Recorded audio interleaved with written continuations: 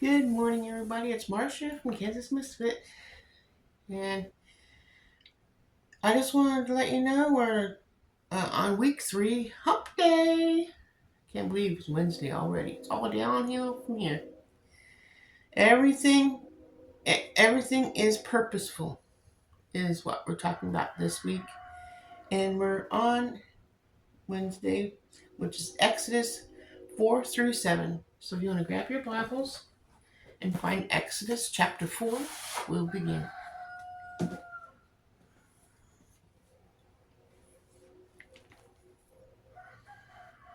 Exodus 4. Signs for Moses. Moses answered, "What if they do not believe me, or listen to me, or say, 'The Lord did not appear to you'?" Then the Lord said to him, "What is it in your hand?" "A staff," he replied. The Lord said, "Throw it on the ground." Moses threw it on the ground, and it became a snake, and he ran from it. Then the Lord said to him, "Reach out your hand and take it by the tail." So Moses reached out and took hold of the snake, and it turned back into a staff in his hand. "This," said the Lord, "is so that they may know, or so that they may believe that the Lord, the God of their fathers, the God of Abraham, God of Isaac, and the God of Jacob, has appeared to you." Then the Lord said, "Put your hand inside my cloak." So Moses put his hand in his cloak, and when he took it out, the skin of leprous, it had become as white as snow. "Now put it back into your cloak," he said. So Moses put his hand back into his cloak, and when he took it out, it was restored like the rest of his flesh. Then the Lord said, If they do not believe you and pay attention to the first signs, this may believe the second.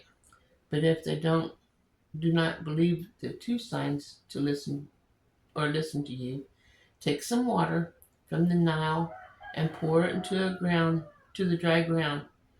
The water will take for the water that you take from the river will become blood on the ground. Moses said to the Lord, "Pardon your servant, Lord. I have never been equivalent, neither in the past nor since you have spoken to your servant. I am slow of speech and tongue." And the Lord said to him, Who gave humans their mouths? Who makes them the deaf or mute? Who makes them deaf or mute? Who gives them signs or makes them blind? It is not I. Is it not I, the Lord? Now go. I will help you speak and teach you what to say. But Moses said, "Pardon your servant, Lord. Please send someone else." Then the Lord's anger burned inside Moses, and he said, "What about your brother, Aaron, and the Levite? I know he can speak well. He is already on his way to meet you, and he will be glad to see you.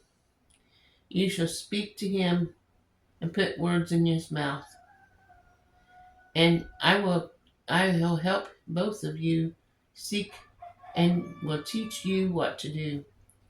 He will speak to the people for you, and it will be as if you, it would be as if he were your mouth, and as if you were God to him. But take the staff in your hand so you can perform the signs with it. Moses returned to Egypt. Then Moses went back to Jethro, his father-in-law, and said to him, "Let me return to my own people in Egypt to see if any of them are still alive."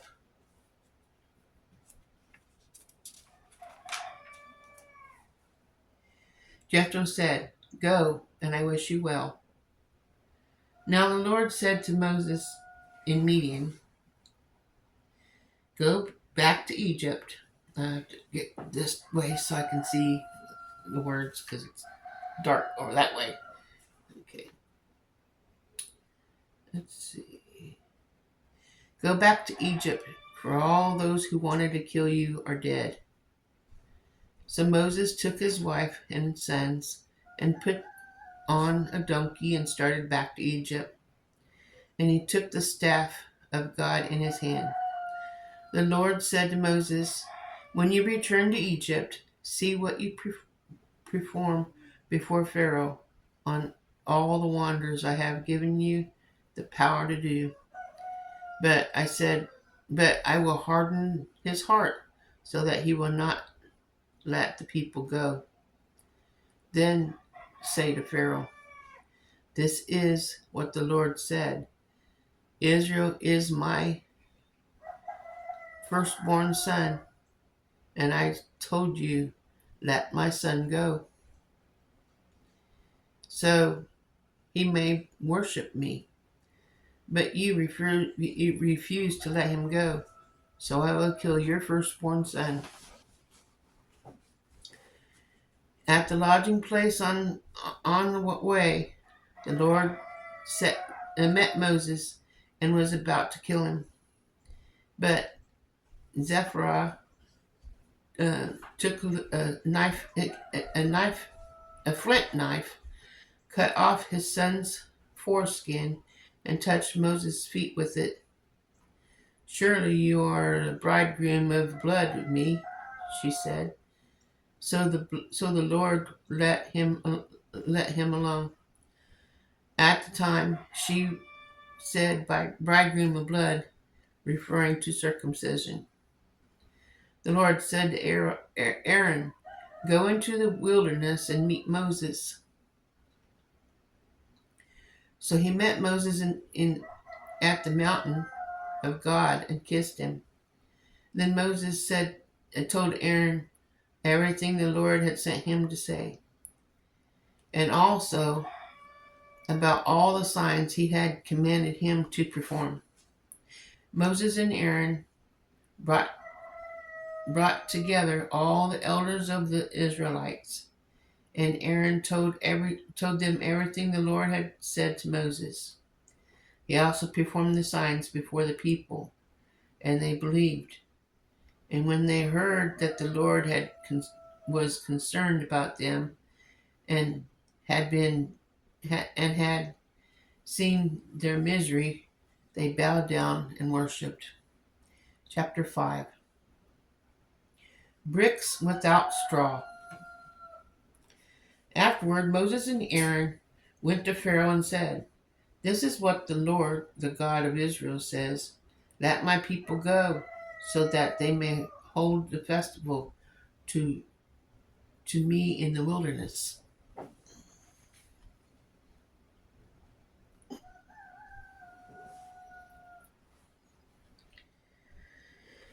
Pharaoh said, "Who is the Lord, that I should obey him and let Israel go?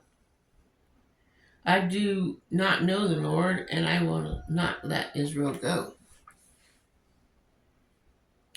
Then he said, "The God of the Hebrews has met with us. Now let us take the 3-day journey into the wilderness and offer sacrifices to the Lord God, or he may strike us with plagues or with the sword."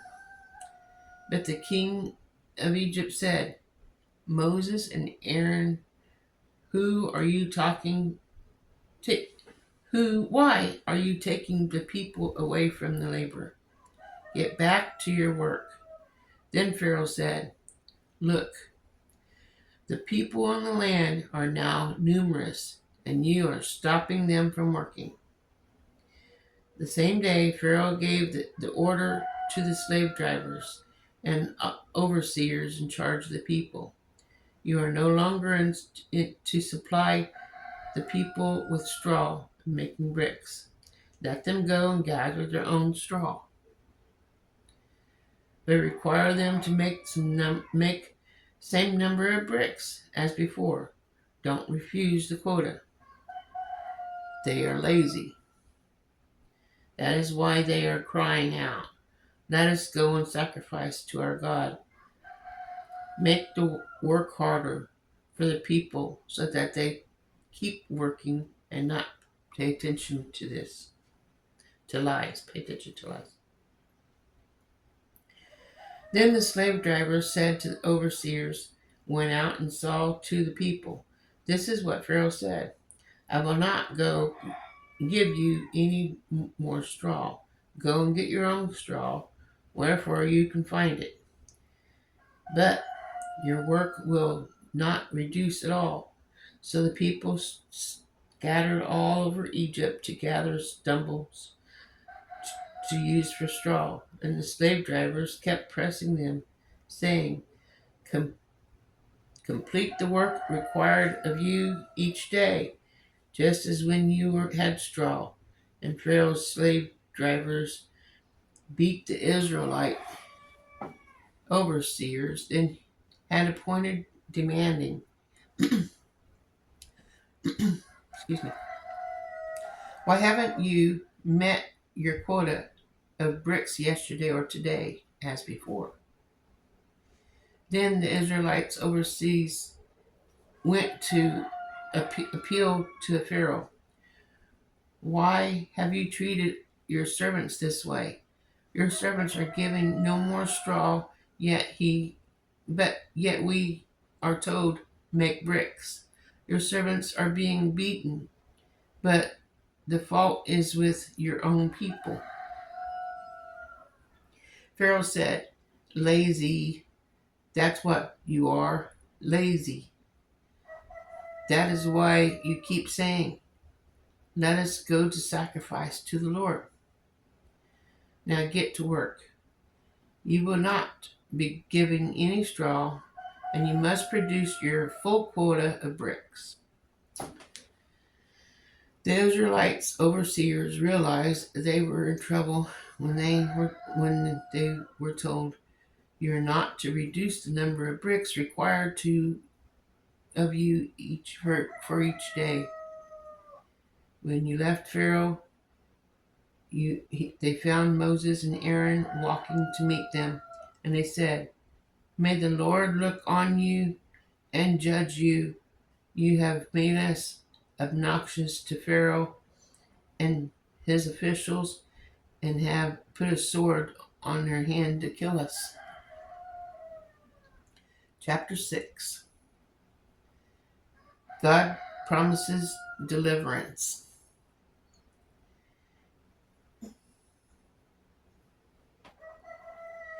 Then Moses returned.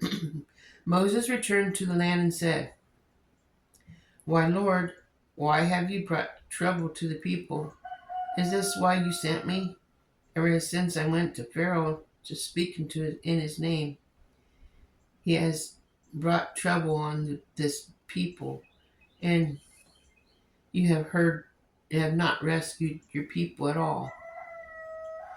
And the Lord said to Moses, "Now you will see what I will do to Pharaoh. Because of your mighty hand, he will let them go. Because of my mighty hand, he will drive them out of the country." God also said to Moses, "I am the Lord. I appeared to Abraham, to Isaac, and to Jacob as God Almighty, but by my name, the Lord, I did not make myself fully known to them. I also established my covenant with them and gave them the land of Canaan, where they resided as foreigners. Moreover, I have heard of grooming in the Israelites from the Egyptians and are slaving, and I have remembered my covenant. Therefore, so as to Israelites, I am the Lord, and I will bring you out from under the yoke of the Egyptians. I will free you from being slaves to them, and I will redeem you with the outstretched arm and the mighty acts of judgment. I will take you as my own people, and I will be your God.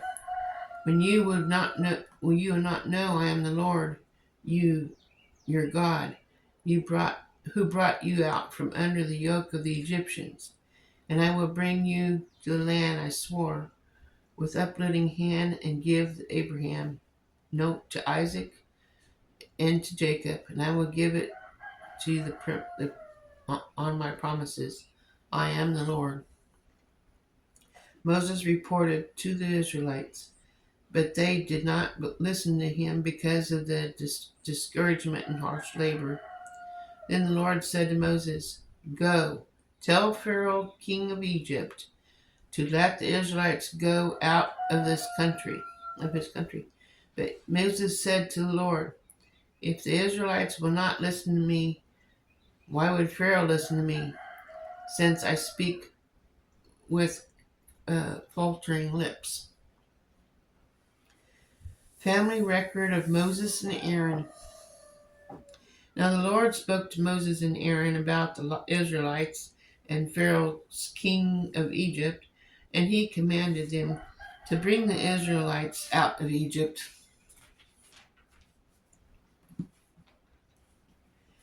Then these were the hands of the families. The sons of Reuben and the firstborn of Israel with Hanok and Pali, Hezron and Carmi.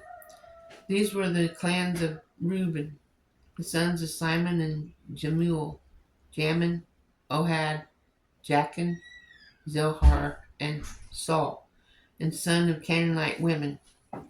These were the clans of Simon. These were the names of the sons of Levi according to their records: Gershon, Kohath, Merari. Levi lived 137 years. The sons of Gershon by clans were Libin and Shimei. The sons of Kohath and Amar were Amram, Azra, Heben, and Esiel. Kohath lived 133 years. The sons of Merari and Mali and Mushi, those were the clans of Levites according to their records. Amara married his father's sister Jochebed, who bore him Aaron and Moses. Amar lived 137 years. The sons of Asher were Koran, Nephraj, and Zechri. The sons of Uzziel were Mishael, Ashphron, and Sithri. Aaron married Elishib, daughter of Amminadab, the sister of Nahshon, and she bore him Nadab and Abihu, Eleazar, and Lethmar. The sons of Korah were Asher, Echanar, and Abishshif. Those were the Kohath clans. Eleanor's son of Aaron married one of the daughters of Pudel, and she bore him Phinehas. These were the hands of the Levite families, clan by clan. It was as Aaron and Moses, to whom the Lord said, "Bring the Israelites out of Egypt by their divisions." They were the ones who spoke to Pharaoh's king of Egypt from bringing the Israelites out of Egypt. His name was Moses and Aaron.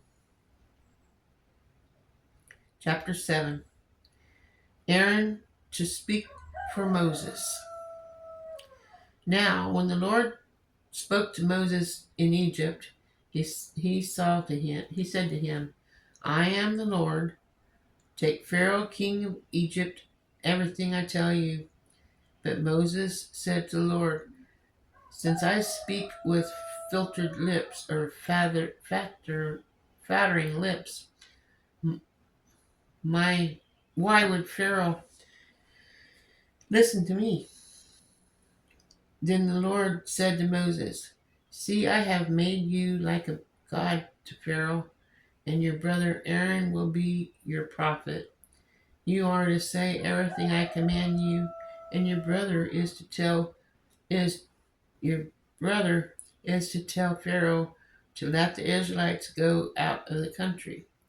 But I will harden Pharaoh's heart, and though I multiplied my signs and wonders in Egypt, you will, he will not listen to you. Then I will lay my hand on Egypt, and the mighty acts of judgment will begin on my divisions, my people of Israelites, and the Egyptians will know that I am the Lord when I stretch out my hand against Egypt and bring the Israelites out of it."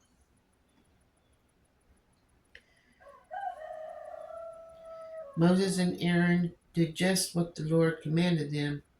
Moses was 80 years old, and Aaron was 83 when they spoke to Pharaoh. Aaron's staff became a snake. The Lord said to Moses and Aaron, "When Pharaoh says to you, 'Perform a miracle,' then say to Aaron, 'Take your staff and throw it down before Pharaoh, and it will become a snake.'" So Moses and Aaron went to Pharaoh and did just as the Lord commanded. Aaron threw his staff down in front of Pharaoh and his officials, and it became a snake. Pharaoh then summoned wise men and sorcerers and the Egyptian magicians, as did the same things by their secret arts. Each one threw down his staff, and it became a snake. But Aaron's staff swallowed up their staffs. Yet Pharaoh's heart became hardened, and he would not listen to them, just as the Lord had said. The plague of blood. Then the Lord said to Moses, "Pharaoh's heart is unyielding. He refuses to let the people go. Go to Pharaoh in the morning." And he goes out to the river, confront him at the bank of Nile, and take him, the Lord, the God of the Hebrews. He sent me to say to you, let my people let my people go, so they may worship me in the wilderness. But until now you have not listened. This is what the Lord said. By this you will know that I am the Lord.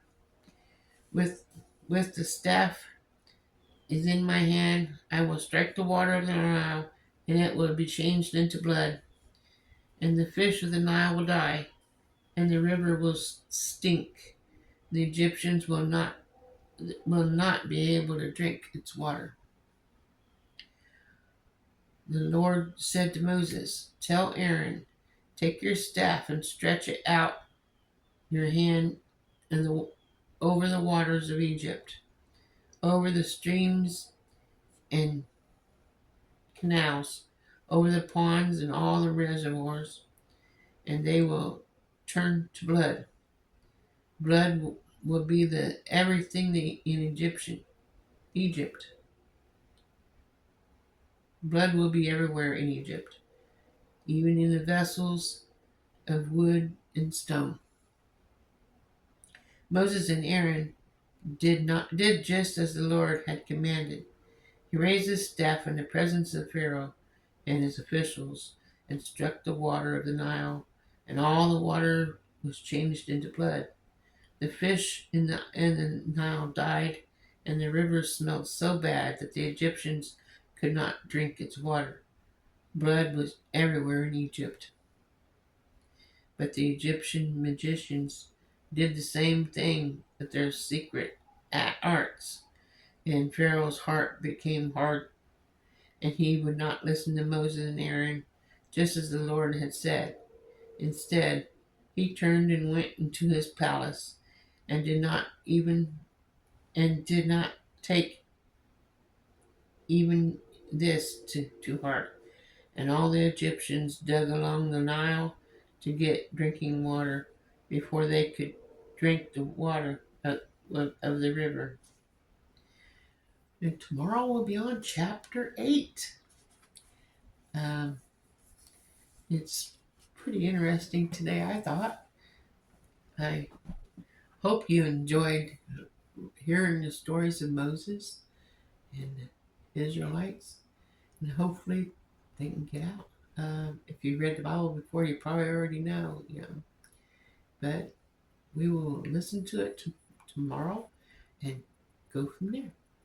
So I hope this helped you get started today. I hope your day turns out good.